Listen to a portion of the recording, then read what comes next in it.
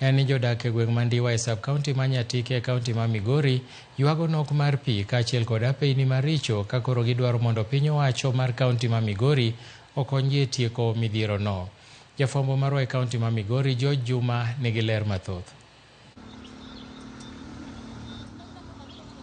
Gweng' Mandiwa e ward ma North Kadem e sub-kaunti ma Nyatike en achiel kuom gwenge mathoth e kaunti ma Migori ma pod ogantie kod pek e yudo pi maler. Thoth oganda to enye joma mine e gweng'ni Mandiwa e sub-kaunti ma Nyatike mondo chiew kinyi mar ka sa 11 ka giwuotho mabor ka gimanyo pi.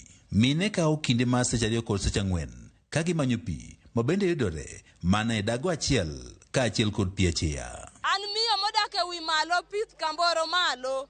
Pi waonge godo e gweng'wa ka wan magi sosa achiel mar pi manie Ndiwa Center. Okonywa gi pi, omany kaka yudonwa pi e wi got mondo wayud kaka wakonyore ya gavana. Naomba sisi wote tunalia ya kwamba hatuna namna ya kupata maji. Maji tuko nao shida. Na jinsi ya kupata mboga pia imetukalia ngumu, tujua tuna vile tunasafanya irrigation. Mary Odege na achiel kuom jodak e gweng'ni Mandiwa wach nigi mondo chiew mondo eka giom pi e dago achiel gwigigo ma bende giriwo kod jamni. Kama ntiere no pi onge kendo wawinjo marach ne pi ma wachiewe samarach. Mikayo wani nok mar piny mikoro sethiro kata chenro mag somo mag nyithindgi nikech jopuonjre ka wuok e skul mag midhiambo koro gikawo kinde mathoth ka gimanyo pi luok. Wan kod nyithi skul madhi e skul moro ni St. Jacob Kolanya. Sikundu no onge pi. Ma nyithindo e sikul otieno to kata kaka nyathi nyalo luokore onge.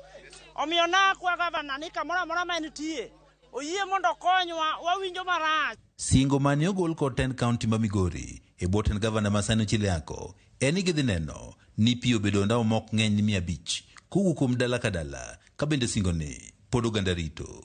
Ka opogore kod nok mar pi, jodag mag Ndiwa bende koro ywaga peyni maricho ma bende giwacho ni sani thiro chenro maggi mag nweng'o. Yo moro ni kama owuok Ndiwa kae ni kadhi odiyo.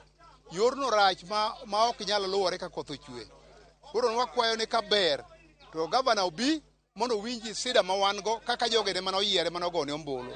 Jacqueline Manasi wacho ni nyithindgi bedo kata kod pek e chope skunde nikech rach mar apaya madhi e skunde go. Angalia upande wa barabara. Sehemu ambayo tunaishi ni mlima juu. Magari yakitembea huko yanaanguka kila wakati. Atuangalilie. Tunalia tena upande wa shule ya Naro, haina barabara ya kuingia shuleni. Wakati wa mvua watoto wanasumbuka na matope sana. George Juma, Ramogi TV, Migori.